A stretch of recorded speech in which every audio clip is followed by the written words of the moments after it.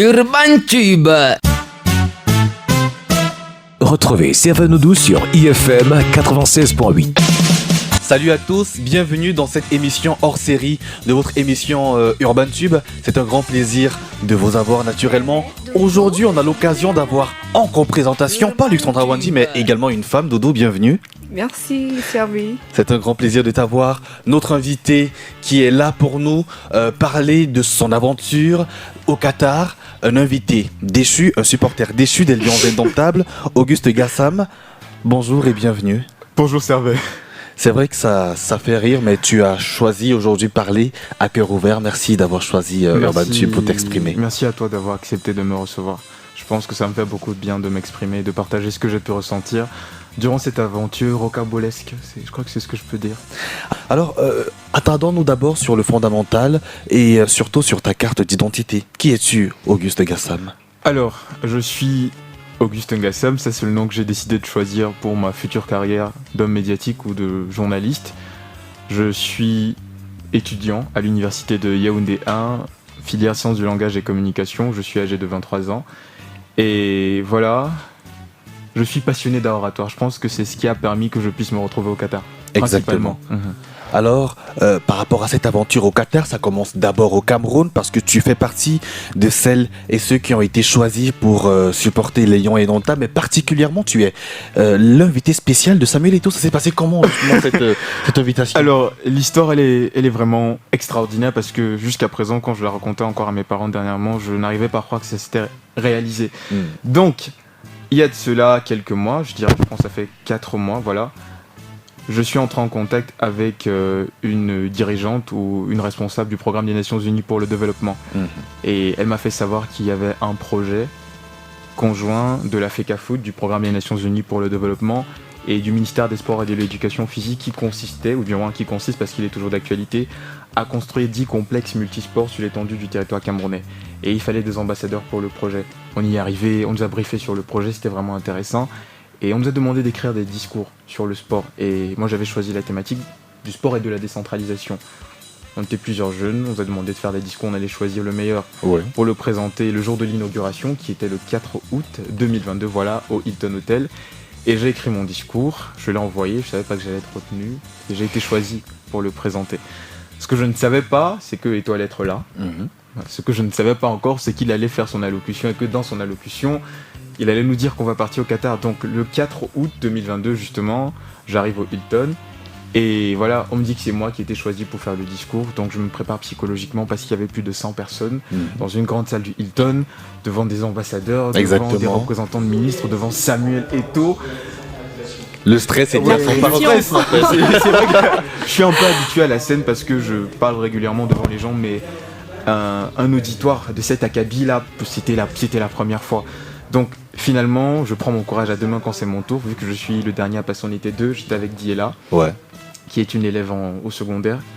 Donc je vais devant, je fais mon discours qui portait sur le sport et la décentralisation, et tout le monde applaudit, tout le monde est content. Moi je suis fier en tant qu'orateur parce que je suis conscient quand même qu'à un certain niveau j'ai pu captiver la foule, j'ai pu être intéressant dans ce que je disais, j'ai pu être pertinent et convaincant aussi. Et je suis content, donc mon mérite à moi à ce moment-là, c'est Eto'o m'a regardé avec attention. Et il avait l'air concentré et je suis vraiment émerveillé par ce qui s'est passé et je m'en vais me rasseoir. Et je patiente parce qu'il y avait des allocutions des différents intervenants du projet. Et finalement c'est au tour d'Eto'o. Il commence son allocution, il présente ce qu'il avait à dire, il parle de l'importance de la jeunesse dans le développement du sport, il remercie les efforts du chef de l'État pour tout ce qui a été fait, et puis il embrasse l'investissement de la jeunesse dans le projet. Et c'est comme ça qu'il dit, justement, pour encourager cette jeunesse, je tiens déjà à féliciter la petite Diela qui peut avoir l'âge de ma fille, et justement je l'invite pour le Qatar. Ce sera mon invité personnel, et dans le même ordre d'idée, mon fils là, Auguste, oui, lui également, ce sera où vous aurez mes invités pour le Qatar. Et voilà, je suis derrière, je suis speechless. Je sais pas ce que je vais dire. Je suis dépassé. Tu vois, tu sortais de la maison, tu savais que tu allais faire ta passion parce que j'aime parler devant les gens, mais je m'attendais pas à ça. Je m'attendais pas à ça. Justement, quelques temps après, on te contacte Oui. pour que tu puisses avoir les modalités pratiques, Oui. notamment faire le passeport, Exactement, avoir le visa, etc. exactement. Tout se passe bien jusqu'ici. Tu es en contact avec qui à la fédération? Bon, je préfère taire son nom, D'accord. mais disons que c'est une personne qui était présente le jour J. Et tout s'est bien passé. Bon, c'est la personne à qui Eto m'a confié, parce que je vais le dire ainsi, et je vais l'appeler personne ressource pour que ça reste bien neutre. Ouais. Il faut que ça reste neutre. Et justement, comme tu l'as si bien dit, je n'avais pas de passeport. Et gloire à Dieu, j'avais prié que je voulais avoir un passeport cette année, c'est plutôt bien tombé. Mon passeport. Sérieusement, c'était dans ma liste des choses à voir cette année. Donc, on a entamé les procédures, on a vite fait le passeport, je pense en un jour on l'a fait, c'était propre, tout propre, bénef. Auprès de qui J'ai rien payé. D'accord. J'ai absolument rien payé. Comme le président l'avait dit, c'était tout pris en charge par lui et tout, donc je n'ai absolument rien payé. Et je remercie encore Samuel Eto pour cela. Donc, j'ai eu mon passeport. Et après, il a fallu attendre que les procédures se fassent et tout. Ouais. Et c'est finalement samedi, je crois que c'est samedi passé. Oui, c'est samedi passé que je suis allé récupérer ceci. Ouais. Je sais pas si on va voir. Donc, D'accord. c'est une enveloppe qui contenait mes différents documents qui étaient nécessaires pour le voyage. Donc, il y avait les tickets de différents matchs que les Lions allaient jouer contre la Suisse, contre le Brésil et contre la Serbie. C'est également à l'intérieur qu'il y avait la Haya Card. C'est un peu comme le visa au Qatar. C'est ce qui nous permet de nous déplacer sans être arrêté et tout. Donc c'est ce qu'on a eu à recevoir lorsque j'y étais. Donc je suis allé prendre ça samedi. On m'a fait savoir que j'allais voyager mercredi. C'est vrai que c'était un peu soudain parce que j'attendais l'information depuis. Et bon, déjà, petite parenthèse, tout s'est très très bien passé, on t'a très bien reçu, ça a été fait de manière professionnelle et respectueuse, surtout avec la fédération. Oui, ça s'est bien passé. Et là, l'information sort samedi pour ton voyage. C'est quoi la suite? La suite, c'est que je dois me préparer pour venir lundi. Pour venir, autant pour moi, mercredi, je devais préparer mes affaires, être à l'aéroport au plus tard à 11h pour qu'on commence avec les enregistrements, puis les embarquements et tout. Donc c'est ce qu'on m'a donné comme information. On m'a également fait savoir à la FECAFOOT que la durée du séjour serait de, je crois, 10 jours, parce que je devais rentrer le 3 décembre. Donc c'est la personne ressource qui te fait comprendre ça va durer 10 jours. C'est pas la personne ressource, c'est la personne qui me donne ça, parce que la personne ressource à ce moment-là, elle est déjà à Doha. Ah d'accord. Elle n'est plus ici. Oui. Mais on échangeait quand même, et c'est elle qui m'a donné les contacts de la personne que j'ai eu à rencontrer à la FECAFOOT. Donc on me fait savoir justement qu'on va aller jusqu'au 3. En principe, en supposant que les Lions jouent tous leurs matchs déjà de base. Jusqu'au 3 décembre. Voilà, jusqu'au 3 décembre. Et je rentre à la maison avec cette information-là. Et je prépare mes affaires. C'est vrai que c'était un peu speed. Nous sommes le 24, à quelques minutes du départ. Et bah là, on attend. On a un peu peur, peut-être, ou peut-être pas, un peu inquiet. On ne sait pas trop comment ça va se passer, mais on est tous derrière nos Lions. On se dit à tout à l'heure. Dans l'avion, tu étais avec les responsables de la fédération et aussi avec les autres invités, je suppose. Voilà, exactement. Donc c'était une délégation qui partait, il faudrait que je le précise, je pense qu'on pouvait être une quarantaine ou une cinquantaine. D'accord. Dans tous les cas. Donc il y avait des responsables de la FECAFOOT, j'en suis sûr. Il y en avait, vu qu'on s'est rencontrés encore plus tard. Il y avait également Diela, qui est la petite avec qui j'ai eu à faire des discours le jour J, également sa maman, parce que Diela est mineure, donc il fallait quelqu'un pour veiller sur elle. Et finalement, on a pu faire que sa maman voyage également avec elle. Bon, on n'était pas assis au même endroit, parce que leur billet l'homme était à une position particulière, et moi j'étais un peu plus en arrière. D'accord. D'accord. Et qu'avez-vous ressenti à votre arrivée au Qatar? C'est quand même le Qatar. J'étais... Le vol s'est bien passé.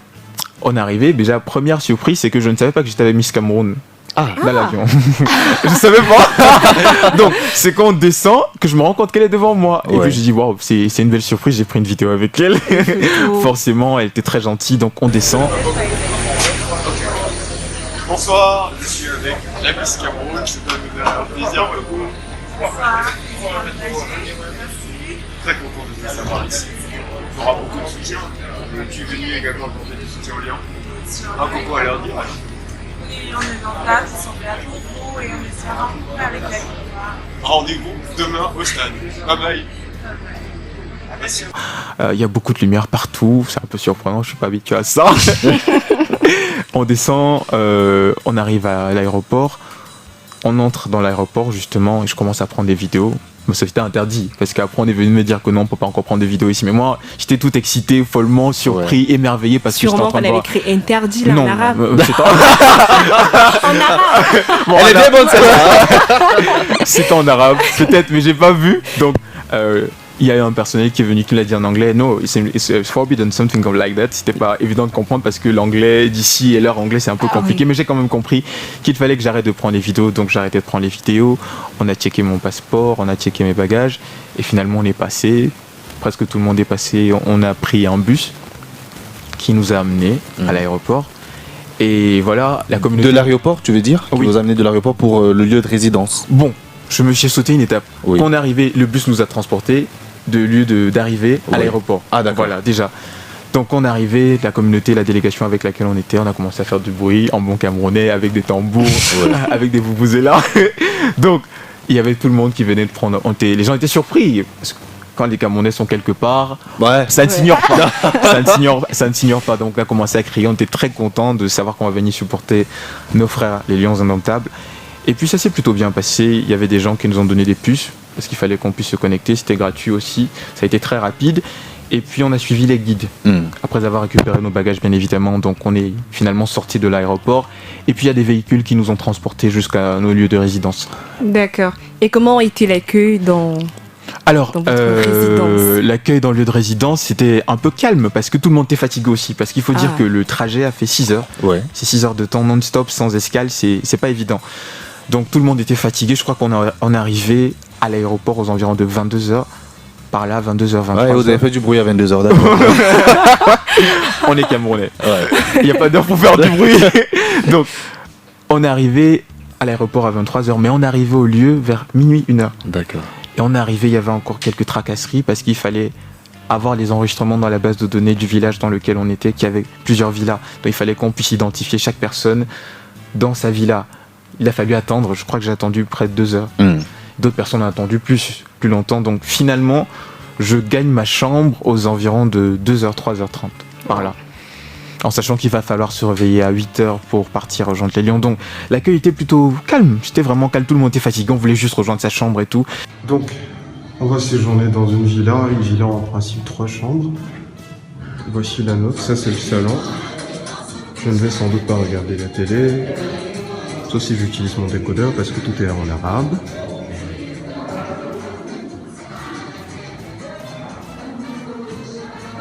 Câble à repasser.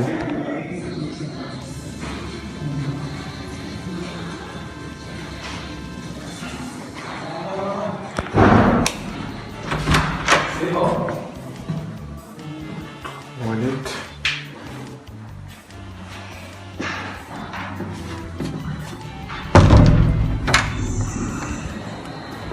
Cuisine. C'est tout ce qui est au conjoint. Nothing else.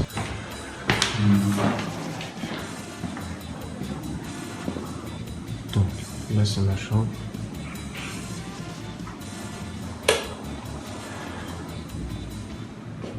Voilà.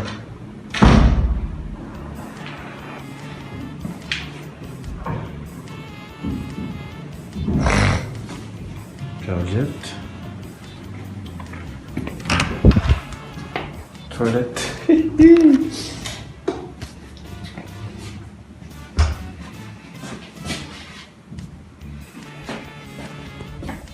Et on avait un peu faim. Mais Ouais. bon, on n'a pas vraiment... Vous c'est pas avez eu vraiment... droit automatiquement à un dîner. c'est Particulier sûr. parce que vous êtes quand même des invités de Samuel Eto'o. Est-ce que C'est vous avez ça. droit à un dîner particulier? Non, Oh. et ça a été un peu surprenant, mais je me suis pas beaucoup attardé sur la chose. Du moins, quand on est arrivé, on a bien posé la question parce qu'on avait faim, on était fatigué, et lorsqu'on demande aux personnes qui se trouvaient là, ils nous font savoir que l'alimentation n'était pas inclue dans le déplacement. Je suis un peu surpris parce que lorsque je me suis renseigné avant de me déplacer, c'est pas ce qui nous avait été dit. Ce qui nous avait été dit, c'est qu'on aurait quand même le strict minimum Oui. pour avoir de quoi manger, ne serait-ce que peut-être le matin et le soir, et que peut-être en journée on aurait pu se débrouiller. Dans ce village, il y avait juste, il y avait également les membres de la Fédération camerounaise de football. Oui, étant donné qu'on a voyagé avec, Ah d'accord. avec des membres de la fédération. Donc il y eux en aussi, avait- ils ont été, si on peut le dire, victimes plus ou moins de, Ouais, on a été de tous ce manque surpris. de nourriture ce jour-là. On a tous été surpris. on a vraiment été surpris. Mais D'accord. bon, il se faisait déjà assez tard, donc Ouais, ouais. tout le monde, comme je l'ai dit, on était fatigué, on voulait juste se reposer, chacun voulait regagner sa chambre, et c'est ce qui a été fait. J'ai regagné ma chambre, ma Ouais. belle chambre. Ouais, je dois le Oh. dire, c'était une très belle Et chambre. enfin, le fameux 24 novembre, Oui. comment était l'ambiance lors du trajet pour le stade? Alors, le 24, on s'est réveillé très tôt. Moi, je me suis réveillé à 7h, j'ai réveillé mes cochambriers parce qu'ils dormaient encore. On devait quitter du village à 8h pour se rendre au stade. Donc, on est sorti, on a attendu quelques minutes, on a commencé à faire des bruits, les Camerounais. Il fallait qu'on s'échauffe, faut aller soutenir nos lions. Donc, on est sorti du village, on a un peu marché parce qu'il fallait se rendre au métro. Et c'était pas très loin aussi.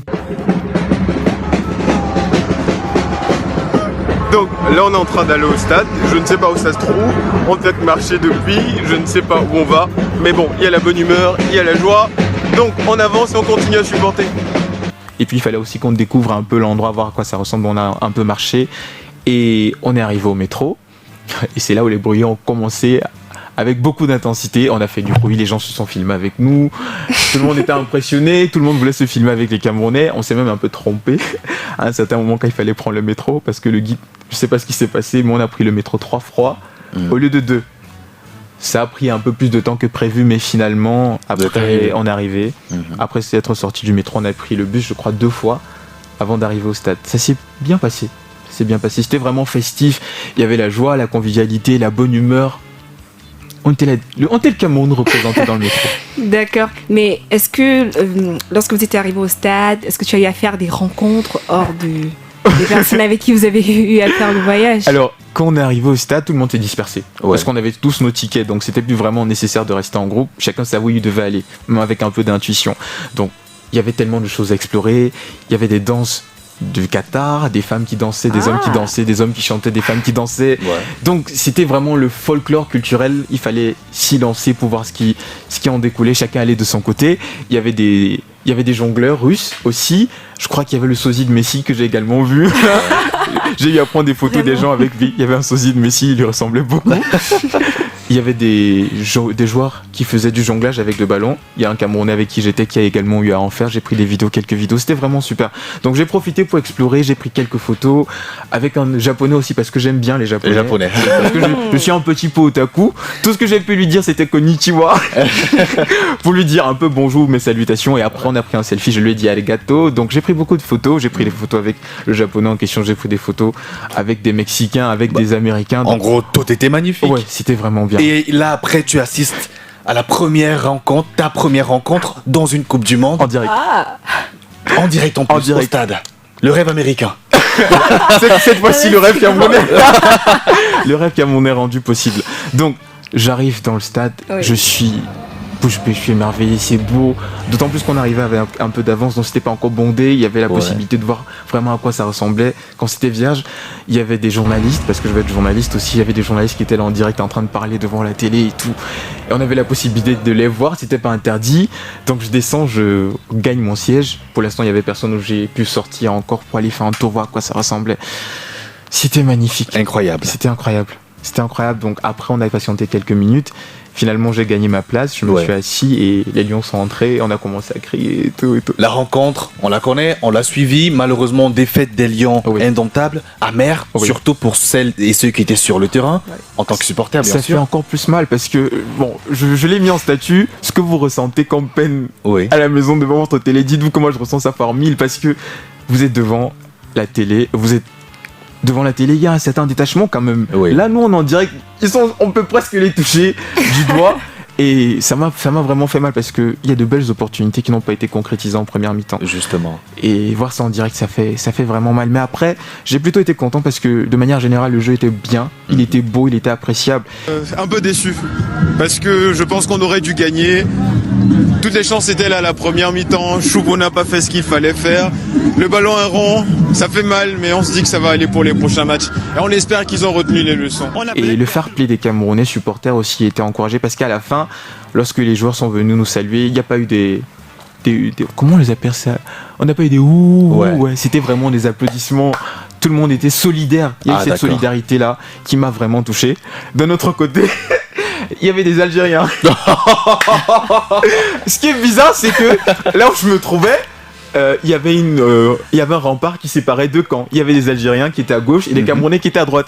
Et les Algériens qui étaient à gauche étaient contents du fait qu'on ait perdu. Donc ils étaient en train de huer les Camerounais de l'autre côté. Ça a été une petite rixe de son. Ouais. Et vous vous êtes là des Camerounais du côté droit et vous êtes là des Algériens du côté gauche. Et puis même, petite anecdote, quand je sors du stade, il y a un Algérien qui me passe, il dit You lose. Heureusement que vous comprenez l'anglais. À ce moment-là, j'aurais préféré ne pas comprendre l'anglais. Mais c'est quand même bien parce qu'après, c'est ça la beauté du sport. Exactement. Après tout, on reste frères et sœurs africains. Exactement. On peut se chambrer, mais dans le fond, on est C'est vraiment ensemble. ça, parce que aussi cette solidarité africaine à laquelle tu fais allusion, elle était vraiment présente parce que quand on sortait du stade justement, vu qu'on avait nos drapeaux, notre maillot et tout, il y a des Nigérians qui sont venus nous voir, il y a des Égyptiens qui sont venus dire vous avez bien joué, en anglais bien évidemment, je peux pas répéter exactement ce qui était dit, on croit en vous, vous avez tout notre soutien, donc c'était vraiment, c'était réconfortant, on s'attendait pas à ça, et on a dansé aussi, tout, c'était super. Et là, super. on rentre un peu dans les problèmes. Parce que il faut retourner au village. Et le trajet, ça se passe comment? Le trajet, ça se passe plutôt bien. C'était assez bien organisé. C'est vrai qu'on était très nombreux. Vous imaginez, je peux pas évaluer le nombre de personnes, mais on était vraiment nombreux. Il y avait des bouchons parce qu'on voit parfois des bouchons interminables. Bouchons peut-être de personnes, parce qu'il fallait sortir en file. Ils ont vraiment fait des labyrinthes pour que ça prenne le plus de temps possible pour déblayer l'espace et faire en sorte que les gens puissent sortir de manière assez rapide. Donc je crois qu'on a fait près d'1 à 2 heures avant de sortir du stade. Finalement, on est sorti, on a pris un bus. Le bus nous a transportés et puis on nous a laissés au métro. Au métro, on a fait le même chemin inverse pour repartir au village. On est arrivé, on est ressorti, on a encore marché. Dans la nuit, c'est pas vraiment grave parce que c'est plutôt sécurisé. On respecte les feux, tout le monde ne file pas et tout. Donc on est rentré de manière plutôt posée. On est rentré de manière plutôt posée à la maison. D'accord. Alors, monsieur Auguste Ngassam, je suis heureuse de vous recevoir ici, mais un peu surprise, ça, je peux l'avouer. Parce que d'après vos dires du départ, vous étiez censé rentrer le 3 décembre. Oui, le 3 décembre, oui. Et là, nous sommes je crois bien le 26. Exactement, le 26. Qu'est-ce qui n'a pas marché, Auguste? Donc, et je dirais que c'est à ce moment-là que l'histoire devient un peu chamboulée parce que je ne comprends pas trop ce qui se passe. Je suis fatigué parce que j'ai pas mangé depuis le matin, j'ai supporté les lions, j'ai pris autant de vidéos. Et depuis la veille aussi, il faut le rappeler. J'ai pas mangé rappeler. depuis la veille. Je suis fatigué, j'ai pris des vidéos parce que je sais que je vais créer du contenu et tout pour valoriser ce qui s'est passé durant cette Coupe du Monde. Et j'arrive dans ma chambre, je suis content parce que je vais aller prendre un bain dans ma baignoire avec de l'eau chaude et tout. Donc, je mets mon téléphone en charge parce qu'il était totalement à plat. Et lorsque je m'apprête à prendre les escaliers pour monter, j'écoute le bruit d'un message qui arrivait. Bon. Dans ton téléphone, forcément. Non, je me tourne quand même pour aller regarder, pour savoir de qui il s'agit. Et là, je vois un message de Diela, qui est la petite avec laquelle je suis venu du Cameroun. Et elle me fait savoir que je dois sortir, on doit rentrer au Cameroun. Bon, je suis stupéfait, je me dis que c'est une blague. Parce que quand on rentrait du match, sa maman et moi, vous étiez censé... on était censés aller manger. Donc elle avait dit qu'elle devait appeler une voiture pour qu'on aille manger, vu qu'on n'avait pas mangé depuis. Donc je me dis que c'était un stratagème pour me faire sortir rapidement. Je dépose le téléphone, je veux me retourner, elle appelle. Je ne décroche pas, elle renvoie les messages, dépêche-toi, on doit partir, notre vol doit bientôt partir, va faire tes valises. Donc je sors en cascade, après avoir retiré mon maillot, et je vois justement qu'il y a un bus dehors qui est en train de nous attendre, et qu'on doit repartir, et c'est sérieux. Je demande à la responsable de la FECAFOOT qui est là, elle dit c'est comme ça, elle n'en sait rien. Donc je remonte en cascade, j'ai pas le temps de me laver, j'ai juste le temps de remettre mon maillot sur moi et d'empiler mes affaires dans la valise sans les ranger parce qu'il faut absolument partir. Et c'est comme ça que je suis dans le bus et qu'on va à l'aéroport. Dans le bus, je suis stupéfait, je suis choqué, je suis traumatisé même à la limite parce que le laps de temps est trop court, je comprends pas ce qui est en train de se passer, je ne comprends absolument pas ce qui se passe. Donc je fais appel à ma personne ressource qui était déjà à Doha et je lui passe mon message. Et j'ai reçu pour seule réponse « Bonsoir monsieur Ngassam ». Déjà le monsieur me fait assez bizarre parce qu'il m'a jamais appelé monsieur. J'ai fait tout ce qui était en mon pouvoir pour être disponible pour vous et j'ai fait ma part à mon niveau. C'était un peu résumé comme ça. Donc je n'ai pas de réponse, il faut le dire, parce que jusque là on ne me dit pas ce qui est en train de se passer. Tout ce que je sais, c'est que mon nom est sur une liste qui laissait contenir les noms des personnes qui devaient rentrer le jour J. Sauf que moi, j'étais pas au courant. Diela n'était pas au courant. Sa maman non plus. Et une autre 4e personne aussi. Donc nous sommes 4 à nous retrouver en train de partir pour l'aéroport sans savoir pourquoi, alors qu'au préalable, au départ, que ce soit à la FECAFOOT lorsque je prenais mon enveloppe, ou que ce soit à l'aéroport lorsque j'ai demandé, lorsque j'enregistrais, lorsque je marquais mes informations. On a parlé de 10 jours. On m'a parlé de 10 jours, donc le 3 décembre. Exactement. Et après, dans cette enveloppe, tu peux forcément montrer à la caméra. Apparemment, tu avais les billets de toutes les rencontres du Cameroun. Je sais pas si tout le monde va voir. Voilà. Donc, là, c'est le premier billet. C'est Cameroun contre la Suisse, le match auquel j'ai assisté. Ouais. Ensuite, il y a le match contre la Serbie qui aura lieu le 28, que j'ai également, que je ne pourrais pas utiliser parce que je suis au Cameroun. Et puis le match le plus attendu, Cameroun contre Brésil. Ouais. Voilà, donc qui était le 2 si je ne me trompe pas. C'est la FECAFOOT qui t'a remis ces billets. Dans cette enveloppe là. Et forcément la question que tu te poses c'est pourquoi t'avoir remis ces différents billets. Si c'était pour que je rentre en un jour. Sans avoir d'informations, d'abord on le rappelle, tu n'as rien demandé quand même. Oui. C'est vrai que je suis content d'avoir reçu, mais ça va de soi. Tu n'as rien demandé à la base. Je n'ai rien demandé à la base. Tu as reçu cette invitation. Oui, et j'aurais quand même souhaité qu'on me dise que j'allais faire un jour, que ce soit pour moi, que ce soit pour mes parents qui se sont inquiétés pendant plusieurs temps, qui n'étaient pas au courant. Et si j'étais sur une liste, ça signifie qu'il y a une programmation qui a été faite. Et donc on savait que j'allais faire un jour. Pourquoi ne pas m'avoir dit qu'on allait faire un jour? Que ce soit moi ou que ce soit la maman de Diela, et même Diela, les bagages qu'on avait fait, c'était pas pour un jour. On se demande pourquoi on a fait autant d'efforts. Moi, j'ai eu la grâce de faire mes tests sur place, dont j'ai pas payé, mais Diela et sa maman, non. Ils ont payé 30 000, fois 2, pour faire un jour et reparti. Donc, il y a beaucoup d'incompréhension parce que on n'a pas eu d'explication. Et après, on n'est pas mangé, c'est important de le dire. La base, surtout. On n'a pas mangé. Mais est-ce que vous n'avez pas pensé que ça a été à cause de la défaite des Lions que ça a traversé mon esprit. Après, précipité. Quand on traverse ce genre de situation, il y a tout un florilège de scénarios qui passent dans notre tête. On se pose beaucoup de questions, mais je ne vois pas quel est le lien de causalité entre la défaite des Lions et notre rapatriement express et expéditif comme il a été. Et comme je le dis tantôt, en fait, ce qui me dérange vraiment, c'est que rien ne nous a été dit. Oui. On ne nous a rien donné comme explication. On nous a juste demandé de rentrer. Ce qui était contraire aux informations qui nous ont été données au départ. Et c'est ça qui me choque. Parce que aujourd'hui, j'ai beaucoup d'amis, j'ai de la famille, j'ai des connaissances et je dois fournir une explication à tout le monde pour leur dire pourquoi je suis rentré aussitôt. Et ça n'a l'air de rien, mais c'est épuisant psychologiquement, c'est traumatisant. Oui, parce que forcément, en allant là-bas, tu avais des objectifs également personnels. J'avais des objectifs, effectivement. C'était pas juste les loisirs, parce que comme je l'ai dit, je suis orateur, et chaque fois que j'ai un moyen de prendre la parole, ça m'ouvre toujours des portes la plupart du temps. Et avec cet espace qui s'était présenté, je m'étais dit que j'aurais pu venir assister à certains événements et à certaines choses durant lesquelles j'aurais peut-être pu prendre la parole, donner mon avis, échanger avec des gens, mais surtout justement même rencontrer des gens qui auraient pu me permettre de découvrir un nouvel horizon et me donner de nouvelles opportunités. Sauf que ça a été trop bref. D'accord. J'ai peut-être senti l'air du Qatar, mais beaucoup de personnes m'ont dit ouais, t'as quand même senti l'air du Qatar et tout, mais ce n'est pas que ça en tout cas. Je pense pas que le voyage soit une fin en soi. En tout Exactement, cas, c'est pas une fin en soi pour moi. Parmi ceux qui sont rentrés, tu n'as pas été le seul quand même parce que tu parles d'une liste. Vous étiez combien à peu près? Je crois que au maximum, on pouvait être une trentaine. Vraiment. Peut-être que j'ai... Tous des supporters camerounais qui ont été amenés par la FECAFOOT? Oui, c'était une délégation. Du moins, j'ai reconnu des visages avec lesquels j'ai voyagé mercredi. Mais la particularité de ces gens, c'est qu'ils savaient. Non, il y avait également des membres de la FECAFOOT ou bien? Je ne sais pas. D'accord. Je crois qu'ils devraient normalement en avoir parce que les guides qui nous ont conduits étaient quand même là. Et je pense qu'elles travaillaient à la FECAFOOT. Je pense que la plupart c'était des femmes. Donc, ces personnes semblaient savoir qu'elles devaient revenir le jour en question, donc jeudi. Parce que nous sommes arrivés à l'aéroport en retard parce qu'on ne savait pas. Mais on les avait déjà trouvés là-bas, elles avaient l'air très zen. Donc je me dis qu'elles savaient qu'elles devaient revenir. Alors pour toi, c'est le fruit de quoi? Une mauvaise organisation? Est-ce que c'est peut-être le fruit d'un mauvais travail? C'est-à-dire peut-être des gens qui veulent détourner. En fait, quel est le regard que toi tu as? Toi qui étais sur le terrain, toi qui as rencontré ces personnes-là, est-ce que c'est aussi à cause de la défaite des Lions? Parce qu'il y a tellement de questions qu'on peut se poser autour. Exactement. Oui. Bon, je dirais ou alors, parce que, excuse-moi, vas-y. Parce qu'il y a cette surpopulation qu'il y a aussi au Qatar. Il ne faut pas qu'on se mente. Est-ce qu'il n'y avait pas assez de place? Oui. Et du coup, on a vendu encore les places très chères, du coup, l'hébergement, etc. Il y a tellement de questions qu'on se pose. Toi, quel est ton regard en fait? Il y a beaucoup d'hypothèses, forcément, face à ce type de situation. Mais justement, pour lever l'équivoque, je pense que ce qui aurait été intéressant, c'est de communiquer. Justement. Et c'est ce qui n'a pas été fait.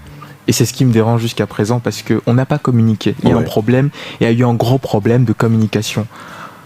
comme tu l'as si bien dit tout à l'heure, je n'ai pas demandé. Et je pense que de manière respectueuse vis-à-vis des gens, il y a une manière de traiter. Et le minimum, c'est l'éducation que j'ai reçue. On communique lorsqu'on ne parvient pas à trouver un point d'entente. Est-ce que tu penses qu'Ito était conscient de cela au courant, ouais. J'en doute fort. Hein. C'est Ito. Il a beaucoup d'occupations. Et je crois que c'est pour ça qu'il a délégué et que j'ai eu une personne ressource à la FECAFOOT.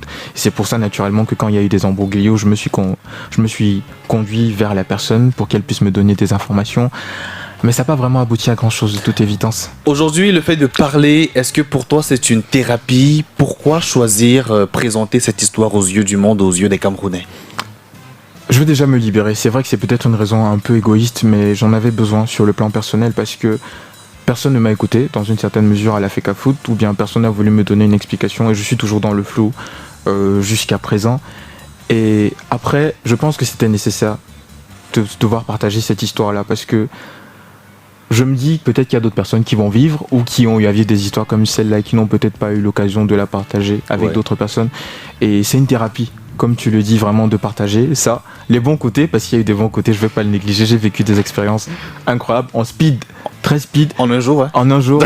Mais il y a également ce côté-là. Et surtout, je souhaiterais, parce que on n'est pas juste dans une attitude de critique, c'est critique amélioration. Bien sûr. Que pour les prochaines occasions, qu'on puisse faire un travail meilleur pour que ça ne puisse pas se reproduire sur d'autres personnes, parce que c'est frustrant. C'est vraiment frustrant. C'est énormément frustrant. Est-ce que tu sais, bon forcément tu en es conscient, Dodo également en est consciente, le fait de prendre la parole aujourd'hui pour présenter cela, ça peut t'emmener énormément de problèmes, de jugements de la part des Camerounais. Oui. Tu es plus ou moins à même de pouvoir supporter cela. Je crois cela. que j'ai pesé le pour et le contre. Ouais. Et comme je t'ai dit, j'aime l'oratoire, j'aime m'exprimer. Ne pas m'exprimer, c'est comme avoir des chaînes sur moi et ne pas me sentir en liberté. Et je pense que je suis dans mon pays. Je n'ai pas porté atteinte à l'intégrité de qui que ce soit. J'ai la liberté de dire ce que je dis. Ouais. Après, si j'ai tort, je serai par accepter des excuses. Ou qu'on me fasse des réprimandes. Je suis jeune, j'ai aussi ma fougue de la jeunesse, je peux me tromper, je ne le nie pas. Ouais. Mais je souhaitais véritablement m'exprimer sur ce que j'ai vécu. Et chacun est libre de faire des interprétations. Ça, c'est clair. C'est clair. Bon, en tout cas, le bon côté, c'est que t'as voyagé. Ouais. T'as pris l'avion, t'es allé au Qatar. Ouais. Et t'as assisté à la Coupe du Monde en direct. Je pense que l'un des moments les plus calmes, quand même, qui a été les plus apaisants, c'était les voyages. Hein. Honnêtement, ça a été.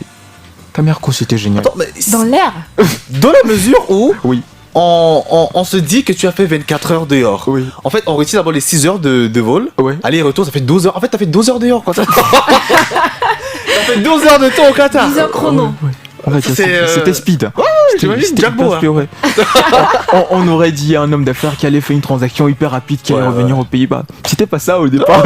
Justement, il allait rendre visite et il est revenu. Il est revenu. Si bien qu'il y a des personnes qui m'ont vu récemment, c'est-à-dire hier, et qui étaient surprises. Et je suis encore obligé d'envoyer des photos à des gens d'ici à Yaoundé pour leur faire comprendre que je suis rentré parce que beaucoup de personnes n'y croient pas. Et après, t'es passé au journal à Canal aussi. Je suis passé au... Voilà, ça. Je suis passé. J'ai été interviewé pour donner ma réaction sur le match. Donc c'est aussi une des raisons pour lesquelles je fais la vidéo, pour montrer aux gens que je suis effectivement rentré et que c'est pas un canular, c'était pas une blague. Je suis vraiment rentré et que je pourrais plus être le reporter spécial au Qatar pour leur retransmettre en direct tout ce qui se passait. Auguste Gassam, mesdames, messieurs, notre invité et qui était l'invité également de la FECAFOOT, mais un invité déchu. C'est donc là qu'on va certainement mettre un fin à cet entretien. Une fois de plus, merci beaucoup de nous avoir permis d'être là. Dernière question. Le maillot, est-ce que tu en as plusieurs, s'il te plaît? C'est une question très pertinente. Est-ce que je suis censé faire la pub d'un endroit ou bien je peux dire où les gens peuvent acheter les maillots? Parce que moi je suis allé à Edimo, j'ai pas trouvé de maillot. Ouais. Donc j'ai fait des recherches sur internet comme tout bon Camerounais et Glotello vend des maillots. Ouais. J'ai acheté celui-ci à 18 000, il est de bonne qualité. En un jour, vous l'aurez tout simplement. D'accord. Donc c'est pas un maillot contrefait. Non, c'est pas un maillot contrefait. C'est pas un maillot contrefait. C'est pas un maillot contrefait. C'était un grand plaisir, Dodo, de partager cet entretien avec toi. Moi également, c'était un immense plaisir. Rendez-vous très très prochainement, peut-être au Qatar. Peut-être nous également on aura l'opportunité d'être des invités spéciaux. Ouais, on pourra faire 6 heures, 12 heures, bon, je sais pas. Alors la suite forcément c'est quoi? Tu continues tes études Ouais, bien évidemment, surtout que j'ai raté des CC. J'ai des contrôles continus en manque, donc je dois aller voir mes enseignants, leur expliquer la situation. prier pour qu'il soit compréhensif, parce que si je fais pas de contrôle continu, mon année elle est morte. Elle est morte. Alors, tu savais quand même, c'était un risque en C'était allant un au Qatar. risque, mais justement le risque en valait la peine, sauf que là, c'est un peu plus compliqué. De toutes les façons, il va bien falloir continuer. Je l'ai dit, je suis orateur, donc j'ai mes prestations de maître de cérémonie qui m'attendaient aussi, donc je vais reprendre avec ma vie active. L'argent. Non. Et essayer de faire cicatriser la plaie le plus rapidement possible pour continuer dans ma vie active. En tout cas, tu as notre soutien, le soutien de l'ensemble de l'équipe de production. On va faire du bruit pour te raccompagner. Merci énormément à Franck Narcisse Orondi qui était au niveau du son. Merci également à celui qu'on appelle Conan, qui tenait la caméra. Au micro de présentation, Servait Dodo accompagné. Cette fois-ci, pas de Luxandra Wanji, mais de Dodo. Tu sais ce qu'on dit? On est ensemble. On est ensemble. À très bientôt pour une prochaine livraison de votre émission Urban Tube. On est ensemble. Bye bye.